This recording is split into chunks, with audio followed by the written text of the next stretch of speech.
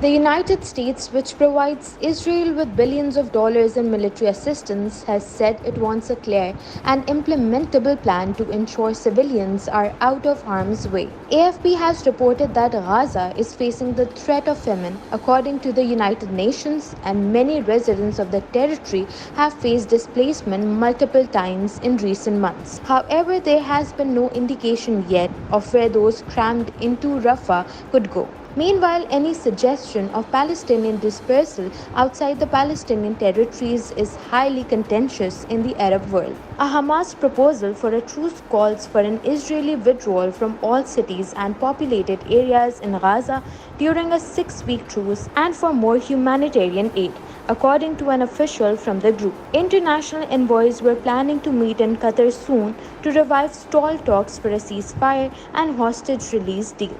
Israel plans to attend the talks. However, a cabinet meeting meant to decide the delegation's mandate took place on Sunday night, Netanyahu's office said, though the outcome was not immediately known.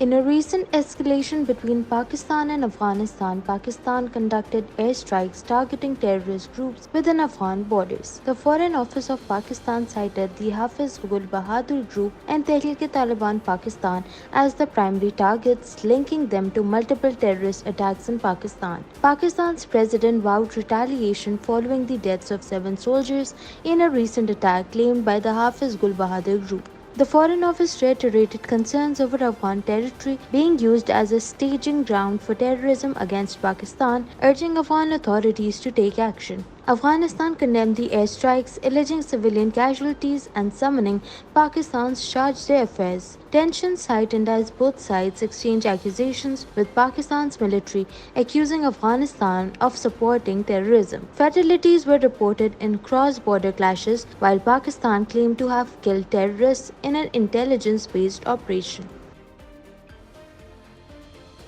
In shifting our focus to Pakistan's economic landscape, the State Bank of Pakistan recently opted to maintain the key policy rate at 22%, a decision upheld for the 6th consecutive meeting. This decision, the first under the newly elected government, preceded the International Monetary Fund's final review for a $1.1 billion disbursement. Market expectations aligned with the status quo, with the IMF advising a tight policy. Predictions suggest monetary easing could commence in April if inflation reduces to around 20%. A survey indicated divided opinions among market participants, with 55% expecting no change and 45% anticipating a rate cut. Most foresee the first cut happening in April, with the SBP likely to adopt a cautious approach.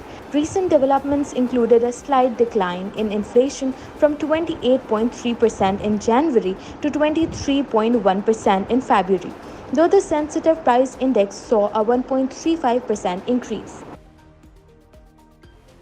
President Vladimir Putin secured a landslide victory in Russia's election, claiming 87.8% of the vote, the highest post-Soviet result. Putin's victory solidifies his grip on power, signaling to the West that Russia remains resolute under his leadership, particularly in the face of conflicts such as the ongoing military intervention in Ukraine. Despite criticism from the United States, Germany, and the UK regarding political repression and censorship, Putin declared the election democratic and dismissed protests inspired by the late opposition leader Alexei Navalny as having no impact. Putin emphasized his commitment to addressing Russia's military operations in Ukraine and strengthening the country's armed forces. The election turnout surpassed 70%, with reports of increased voter participation, including some who protested against Putin. Despite scattered incidents of protest and opposition figures abroad or imprisoned, Putin's victory underscored his enduring dominance in Russian politics, casting him